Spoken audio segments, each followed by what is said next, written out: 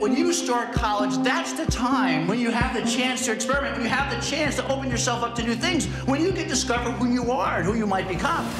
Tell me one thing. Yes. Is my daughter going to have a job and she's not going to come back home after it's done?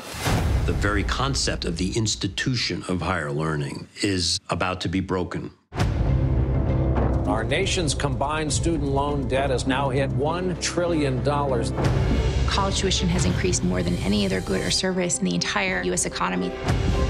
It's like a subprime mortgage broker that ripped you off. Original balances in the tens and $20,000s of dollars, ballooning up into hundreds of thousands of dollars. If I do ever have kids, my private loans will be directly passed to them, even if I die. It's a nightmare. The government will make $184 billion off our kids trying to get an education. Colleges have turned into these large businesses. It's a feeding frenzy to outbuild your rivals. It created a race. You've got to cater to out-of-state students who want to party. Some of our leading presidents can be quite shameless in the size of their compensation.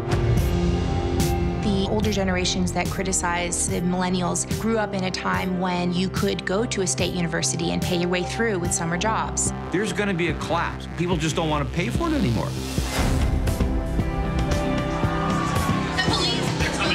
There's all sorts of things that got us into this mess, and it wasn't the cost of educating the students. I want this for my kids. It's just too bad it costs $60,000 a year. Peter Thiel is offering college students $100,000 if they drop out of school and start their own business.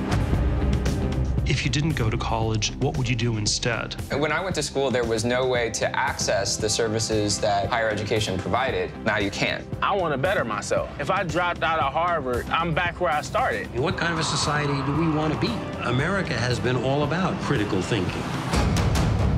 There has to be a change coming.